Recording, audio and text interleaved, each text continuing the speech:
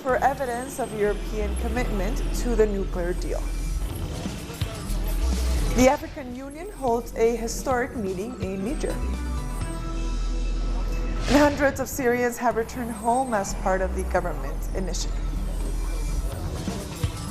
Hello and welcome to Telesur English. I am Estefania Bravo. This is from the South.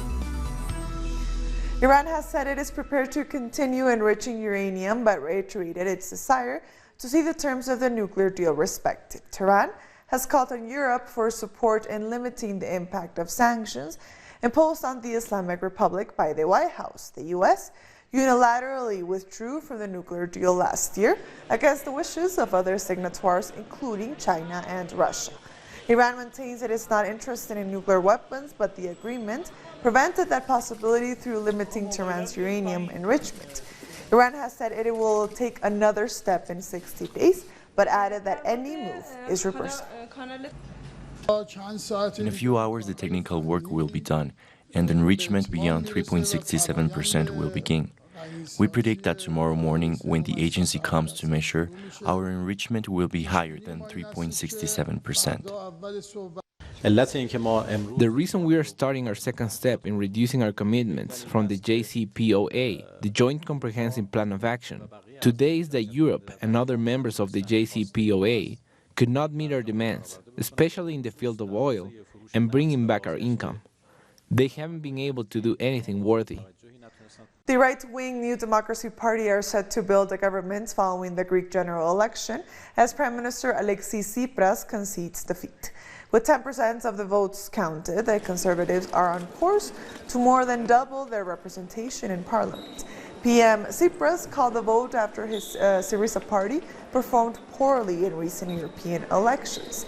Syriza took power in 2015 on an anti-austerity platform, but his plans were crippled by the Troika of the European Commission, the European Central Bank, and the International Monetary Fund. We fought and achieved a lot, always with our head held high. And today again, with our head held high, we accept the people's verdict. With our heads held high because we know that the Greece we hand over to the new government has nothing to do with the Greece we took over. Today, for us, for me, for Syriza, a large and difficult circle comes to a close. We will collectively evaluate with sobriety the right things and the wrong mistakes we made, and we will not refuse. I personally will not refuse, as always, to accept the responsibilities that are mine. Moving on, the United States beat the Netherlands 2-0 to win its fourth Women's World Cup title.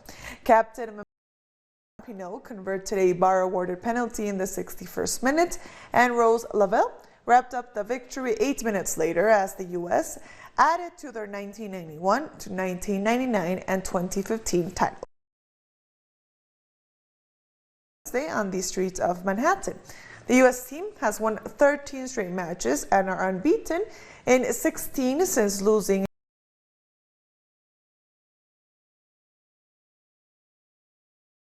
Has come to an end with a thrilling final between hosts Brazil and Peru.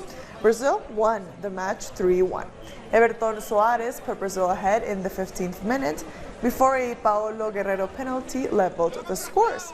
But just before halftime, Gabriel Jesus found the net with a sublime strike. Richarlison sealed.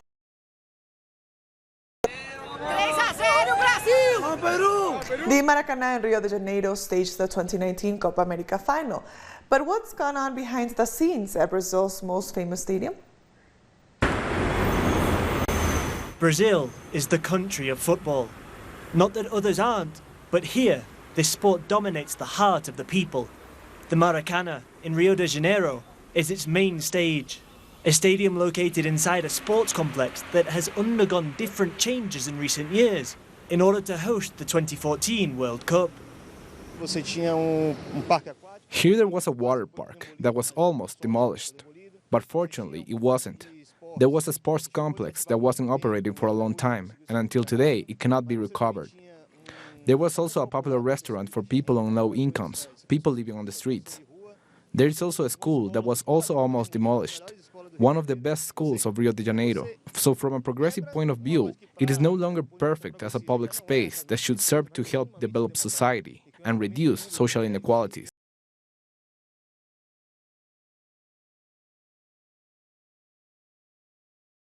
Its members have suffered. It is the Maracana village. Living here, the old museum of the Brazilian indigenous communities into a reference center of the original culture.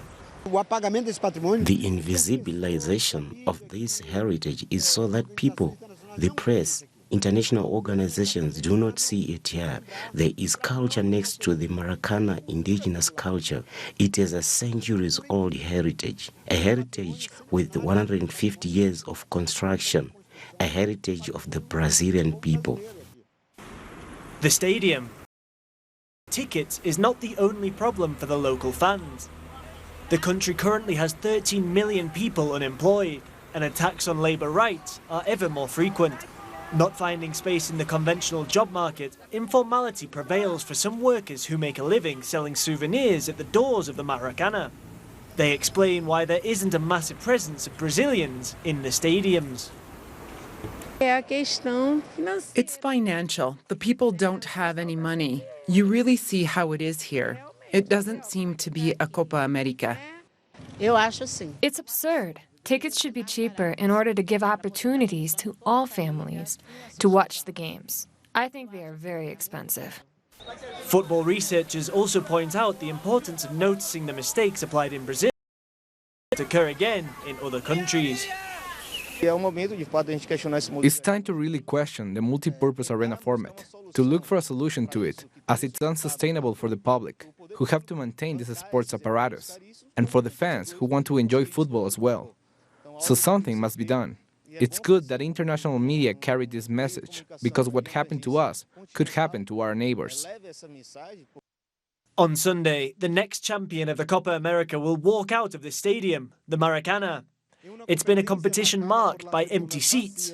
The people of the region have raised their voices once again to say that the decisions of the South American Confederation of Football won't be able to erase football as a sport of South American integration. Coming up after the break, we take a look at the International Congress of Indigenous People, which took place in Brazil. Don't go away.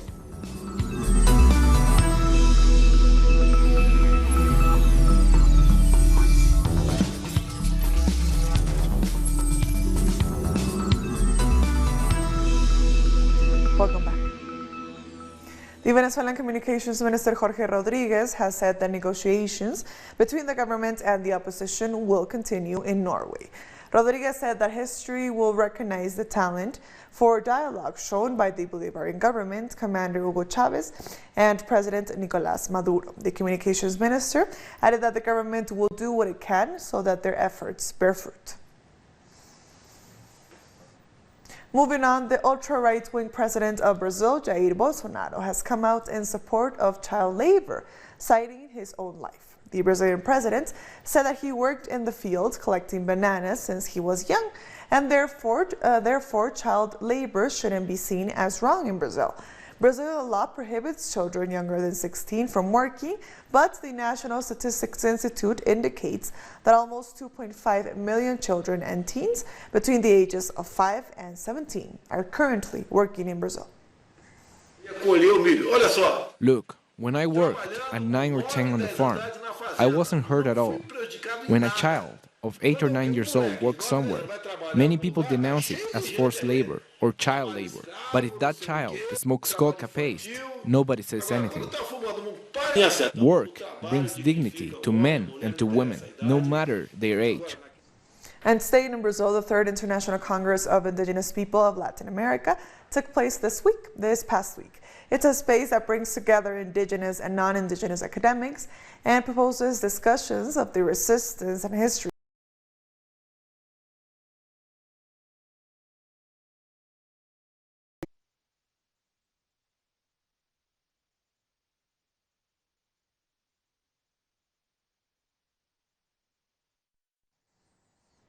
We'll go back to that story. Moving on, Honduras' foreign affairs authorities have revealed that more than 100 Hondurans have died while trying to migrate to the U.S.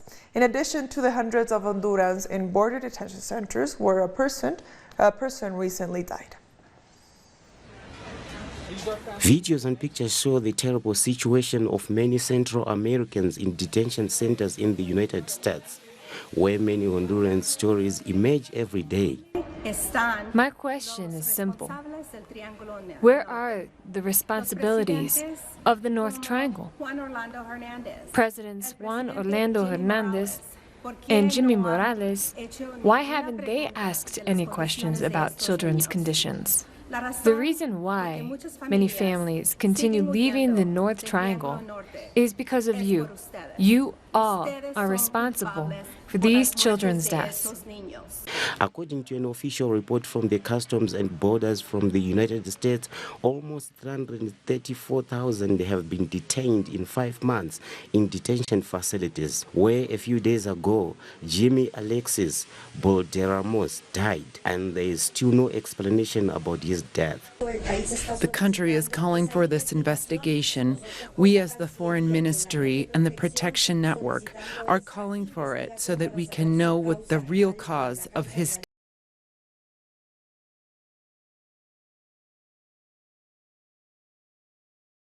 Migrant does not stop, even in cases where they have already attempted many times before. In the first line I was in Houston, there was only one service till, and there were about 150 people. Only men. In another queue there were the children, and in another one there were mothers and the fathers. So this means we were all separated and with just one bathroom. We had to sleep on the floor or in the seats, in which many of us slept. The situation shows a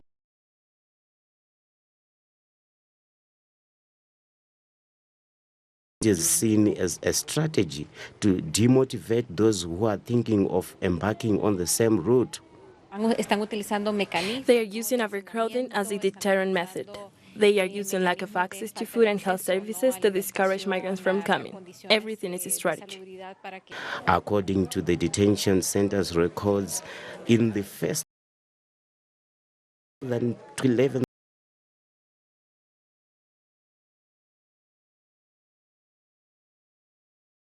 The 39th edition of the Caribbean Festival is taking place from the 3rd until the 9th of June in the most Caribbean Cuban city, Santiago de Cuba.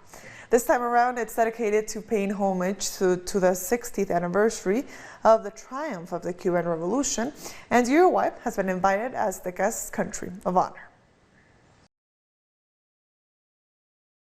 7th month of the year arrives in Santiago de Cuba.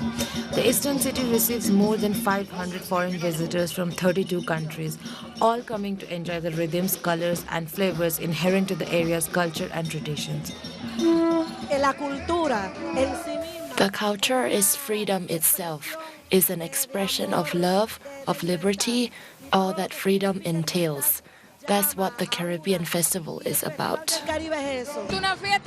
This is a festival of the people. It is culture, it is identity, it is the Caribbean. That's what Cuba is, Santiago is. The Caribbean unites us. Between the Catholic Cathedral and the historic building where Fidel announced the triumph of the revolution in 1959, the serpent dances in the inaugural parade. The Festival of Fire takes over the city and no one can escape the contagious Caribbean rhythms. The fury of the drums bewitches us all.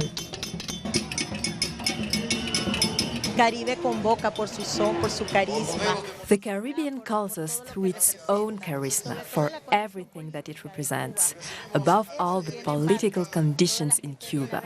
That's part of it. Everyone comes to see the popular tradition and to see the politics to testify to everyone the truth about Cuba. Shows in theaters, squares, institutions and communities, workshops, conferences, theoretical discussions and exhibitions make up the Caribbean Festival's program. Few forums call for a reflection on the Caribbean itself, to think about our America from the Caribbean. It's an anti-hegemonic thought. running against the current. It's exactly what we are lacking now, that it seems the Monroe Doctrine has returned. This is a festival of thought, of joy, but at the same time, it's a festival of resistance. Throughout these days, the candombe, a rhythm native to Uruguay, and tango, coming from Argentina and Uruguay, fill the streets with joy. The two sounds have been declared intangible cultural heritage by UNESCO. The 2019 edition of the Festival of Fire has been dedicated to Uruguay.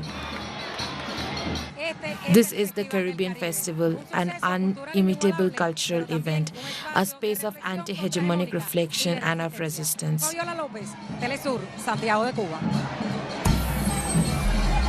Coming up after the break, Malawi celebrates 55 years of independence from Britain. Stay with us.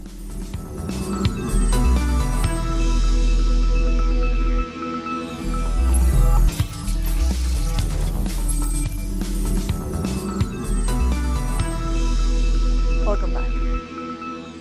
Afghan groups from across the political spectrum are meeting the Taliban for talks in Qatar.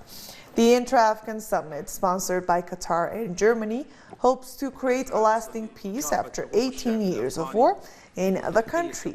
The Taliban joined the summit on the condition that those in attendance are present in a personal capacity. Russia has previously hosted two similar intra-Afghan summits. The efforts made by many over the past few years and months, especially the ongoing talks between the United States and the Taliban, have opened up a historic opportunity. But as important as those talks are, they cannot be enough. Dialogue has to turn into a meaningful negotiating process. Qatar is continuing its efforts as an honest mediator in the Afghan crisis in order to lay the foundations of peace between different parties in Afghanistan and build trust through a comprehensive and permanent ceasefire, protecting civilians and releasing prisoners, captives, and hostages, and bringing views of concerned parties closer to achieve peace. The Syrian government has facilitated the return of around 1,000 people to the city of Qusayr. Government troops, together with Hezbollah, drove out terrorist fighters 6 years ago, but large parts of the city remain in ruins from the fight. Former residents celebrated as they entered their city for the first time since fleeing the conflict. Up to 6.2 million people have been displaced by the war in Syria. We started planning to return the residents to their city gradually. They will return gradually because there are a large number of houses that are really damaged. More than 30% of Qusayr is damaged. The infrastructure was methodically destroyed. We needed time to re-establish the electricity and power networks to the area. The African Union has made history with the launch of the Continental Free Trade Zone at a meeting in Niger. The pact is set to unite 1.3 billion people and create an economic bloc worth more than $3 trillion. It is the largest such agreement since the creation of the World Trade Organization in 1994 and has the potential to unlock Africa's economy by boosting intra-regional trade, strengthening supply chains, and sharing expertise. Nigeria's decision to sign in after months of talks has further strengthened the group, with Africa's largest economy being one of the last countries to commit to the deal. The eyes of the world are turned on Africa, and the success of the FTA will be the real test to achieve the economic growth that will turn our people's dream of welfare and equality of life into a reality. And this will reinforce our negotiating position on the international political economic stages. Therefore, it will constitute a new stage for the African continent on the global economic map and will allow Africa to take a new position on the international scene and allow us to realize our dream and our founding fathers. It will turn the FTA into a ship that carries all African countries without exception to achieve shared benefits. I would like to therefore call on all the member states to sign and ratify the AFCFTA because the more states sign up, the greatest trade benefits to our African populations. The president of Malawi, Peter Mutharika, has called for peace as the country celebrates 55 years of independence. Mutharika condemned protests over the disputed result of the country's May general election. He blamed organizers of the protest for trying to turn the country into a lawless society. Malawi gained independence from Britain on July 6, 1964. What they are trying to do is to try to destabilize this country and take over this government. Let me assure them that they'll take over this government over my dead body. They will never, never, never take over this country. And the CARICOM's leaders meeting held from July 3rd to July 5th was fruitful, according to CARICOM chairperson and St. Lucia's president, Alan Chestnut. Our correspondent in St. Lucia, Alison Ketnish, has more. Heads of government of the Caribbean Community CARICOM have ended their three-day 40th regular summit here in St. Lucia. Incoming chairman of CARICOM, Prime Minister of St. Lucia, Alan Chestnut, addressed an end-of-summit press conference late Friday. He said that there was frank dialogue on issues ranging from CARICOM's flagship initiative, that is the CARICOM Single Market and Economy, to engagement with the private sector in the region. And just to give you an idea of some of the key decisions taken, Prime Minister Chestnut says that the group identified EU blacklisting as a clear and direct threat to the economic well-being of this region and have agreed to refocus CARICOM's stance on this issue. On Haiti, CARICOM's cabinet agreed to send a delegation of leaders on a fact-finding mission to that country before a firm decision is taken on the political and socio-economic crisis that's unfolding there. And on Venezuela, the heads were unanimous in their resolve to keep pushing for peaceful dialogue. They've decided to continue the mediation process, and this will be led by the leaders of St. Kitts and Nevis, Barbados and Trinidad and Tobago. And Prime Minister Mia Mottley of Barbados said that the three-day summit was historic, and if only for one reason, and that reason is the United Nations Secretary General Antonio Guterres' acknowledgement that the issue of vulnerability is in fact a valid criterion when considering access to development financing for the small island states of CARICOM.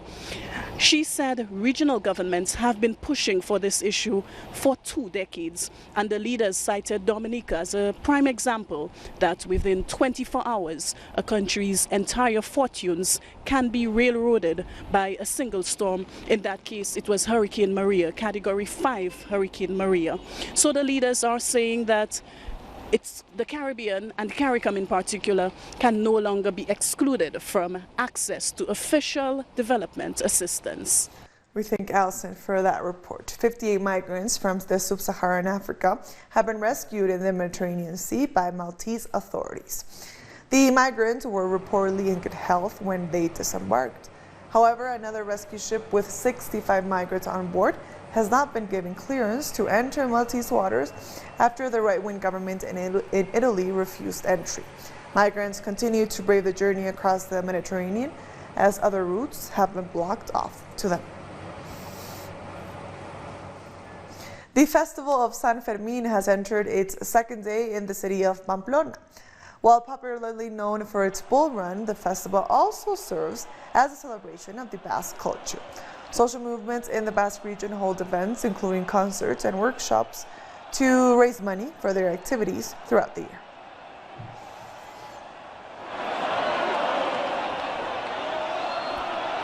And with that story, we've come to the end of this news brief. These and other stories, as always, find them on our website at telesurenglish.net. And also join us on social media. We are on Facebook, on Twitter, and on Instagram. For Telesur English, I am Estefania Bravo. Thank you for watching.